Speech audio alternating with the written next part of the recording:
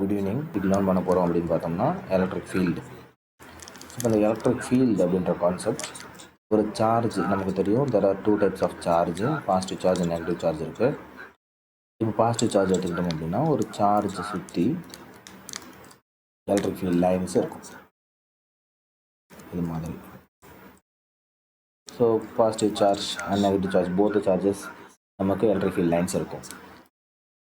For example இப்போ நம்ம இதை ஒரு ப்ளஸ் கியூ சார்ஜ் அப்படின்னு எடுத்துக்கிட்டோம் அப்படின்னா பெரிய கேபிட்டல் கியூ எடுத்துக்கிட்டோம் அப்படின்னா பிகர் சார்ஜ் அப்படின்னு வச்சுக்கோங்க. இப்போது நான் ஒரு ஸ்மாலர் சார்ஜ் டெஸ்ட் சார்ஜ் அப்படின்னு சொல்லுவோம். இங்கே இருக்கக்கூடிய ஒரு சோர்ஸ் சார்ஜ் கேபிட்டல் கியூ அப்படின்றது சோர்ஸ் சார்ஜ். நான் இந்த சோர்ஸ் சார்ஜுக்கு பக்கத்தில் இன்னொரு சார்ஜ் கொண்டு வரேன் இல்லையா, இது டெஸ்ட் சார்ஜ்னு சொல்லுவோம். ஸோ எனக்கு இங்கே ப்ளஸ் கியூ நோக்கி நான் இந்த டெஸ்ட் சார்ஜ் கொண்டு வரும்போது இந்த டெஸ்ட் சார்ஜ் ஒரு ஃபோர்ஸ் எக்ஸ்பீரியன்ஸ் பண்ணோம். அப்போ அந்த ஃபோர்ஸ் எக்ஸ்பீரியன்ஸ் எதனால் நடக்குது அப்படின்னு பார்த்தோம்னா, it is due to the electric field lines. இந்த கியூவை சுற்றி இருக்கக்கூடிய எலக்ட்ரிக் ஃபீல்ட் லைன்ஸு ஒரு ஃபோர்ஸை எக்ஸர்ட் பண்ணுது. யார் மேலே? இந்த டெஸ்ட் சார்ஜ் மேலே எக்ஸர்ட் பண்ணுது. ஸோ இப்போ நம்ம இதை டெஃபினேஷன் எப்படி சொல்லலாம் அப்படின்னு பார்த்தோம்னா, எலக்ட்ரிக் ஃபீல்டு ஒரு எலக்ட்ரிக் ஃபீல்ட் ஸ்ட்ரென்த் அப்படின்னு சொல்லிடலாம். Electric field strength is defined as the force experienced by the test charge in the region of electric field.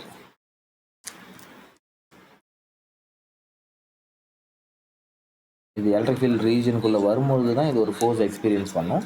அந்த ஃபோர்ஸை தான் நம்ம electric field it is due to the electric field அப்படின்னு சொல்கிறோம். இப்போ இது எக்ஸ்பிரஷனாக எப்படி சொல்லலாம் அப்படின்னு பார்த்தோம்னா, electric field it is vector quantity. Electric field is equal to force experience per the charge test charge. So இப்போது E is equal to F/Q அப்படின்றத இதனுடைய ஃபார்முலா. இப்போ இதனுடைய எஸ்ஐ யூனிட் என்ன இருக்கும்? ஃபோர்ஸுடைய எஸ்ஐ யூனிட் நியூட்டன், சார்ஜோட SI unit coulomb. So newton per coulomb தான் நமக்கு electric field strength or electric field இன்டென்சிட்டின்னு சொல்லுவாங்க. அதனுடைய SI unit it is newton per coulomb. So இப்போ எனக்கு number of electric field lines அதிகமாக இருந்ததுன்னா இந்த டெஸ்ட் சார்ஜ் எக்ஸ்பீரியன்ஸ் பண்ணக்கூடிய ஃபோர்ஸும் அதிகமாக இருக்கும். ஸோ இப்போ இந்த magnitude of electric field number of electric field லைன்ஸை பொறுத்தும் டிட்டர்மைன் பண்ணப்படும்.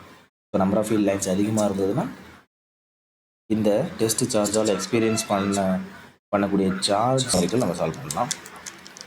இங்கே ஒரு ப்ராப்ளம் கொடுத்துருக்கேன் பாருங்கள். A charge of 2 × 10⁻⁻6 coulomb experience a force of 0.02 Newton in an electric field. Calculate the field strength. அப்போ இங்கே நம்ம ஃபஸ்ட்டு கிவன் எழுதலாம். சார்ஜ் கொடுத்துருக்காங்க. சார்ஜ் ஆஃப் யார் எக்ஸ்பீரியன்ஸ் பண்ணுறாங்களோ அதுவங்க தான் test charge. So charge of 2 × 10⁻⁶ experiences of force. அப்போ இதுதான் நமக்கு டெஸ்ட் சார்ஜ். ஃபோர்ஸ் எக்ஸ்பீரியன்ஸ் பண்ணுறது அப்படின்னு பார்த்தோம்னா F is equal to 0.02 newton ஃபோர்ஸை எக்ஸ்பீரியன்ஸ் பண்ணுது. Calculate electric field strength. So electric field இல்லைனா எலக்ட்ரிக் ஃபீல்ட் ஸ்ட்ரென்த் இல்லைனா எலக்ட்ரிக் ஃபீல்டு இன்டென்சிட்டி, இது மூணுமே சேம் தான். Electric field E is equal to நம்ம கால்குலேட் பண்ண வேண்டிய வேல்யூ. ஸோ அப்போது இதில் ஃபார்முலா நமக்கு தெரியும். Electric field is equal to force experienced by unit positive charge. So இதுதான் ஃபார்முலா.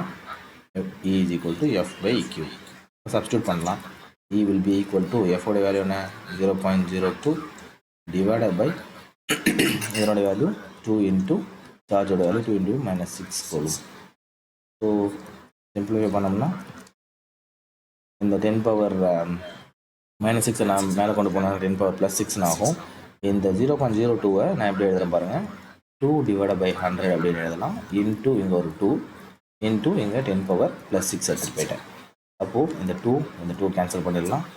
இங்கே 2 zeros இருக்குது, இங்கே ஒரு 2 0 கேன்சல் பண்ணிட்டோன்னா 10⁻4 வரும். ஸோ எலக்ட்ரிக் ஃபீல்டோடைய வேல்யூ என்ன இருக்கும்? E will be equal to 10⁻4 Newton per coulomb. இப்போ இதுதான் என்னுடைய ஆன்சராக இருக்கும். பாருங்கள், இந்த ஸ்டெப்ஸை ஃபாலோ பண்ண முடியுதுன்னா சிம்பிள் நியூமரிக்கல். நம்ம ஃபஸ்ட்டு இந்த எலக்ட்ரிக் ஃபீல்டு இன்டென்சிட்டினா என்ன அப்படின்ற கான்செப்டை புரிஞ்சுக்கிட்டு அந்த ஃபார்முலாவை யூஸ் பண்ணி ஒரு சிம்பிள் பேசிக் நியூமரிக்கல் நம்ம சால்வ் பண்ணிடுவோம்.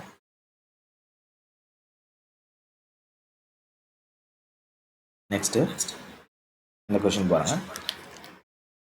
Electric field of 5 into 10 power 5 Newton per coulomb experience a force of 1 Newton. What is the magnitude of the charge? இதில் given என்னென்னலாம் கொடுத்துருக்காங்க அப்படின்னு பாருங்கள். இது வந்து எலக்ட்ரிக் ஃபீல்டோட value. So E is equal to 5 into 10 power 5 Newton per coulomb. இது electric ஃபீல்டோட வேல்யூ given.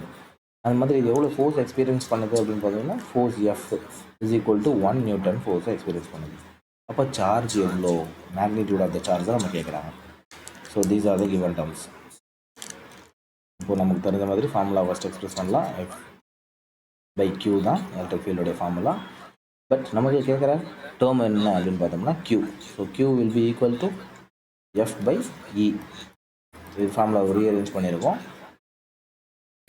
ஃபார்முலா ரீஅரேஞ்ச் பண்ணதுக்கப்புறம் Q is equal to F by E substitute பண்ணலாம். Q is equal to F வந்து 1 Newton divided by E உடைய value 5 into 10 power 5. Next ஸ்டெப்பில் Q will be equal to 1 by 5 இருக்கட்டும். இந்த 10 power 5 numerator கொண்டு போனோம்னா it will be 10 power minus 5 வரும். நமக்கு தெரியும் 5 ஃப்ராக்ஷனில் இருக்க இந்த 1 by 5 நம்ம டெசிமலாக எக்ஸ்பிரஸ் பண்ணலாம். So it will be equal to 0.2. So Q will be equal to 0.2 into 10 power minus 5. இல்லைனா நான் இதை எப்படி எக்ஸ்பிரஸ் பண்ணலாம்? Q will be equal to 2 into 10 power minus 5 வருமா minus 6 வருமா? 6. சார்ஜ் உடைய SI யூனிட் கூலும். ஸோ என்னுடைய answer Q is equal to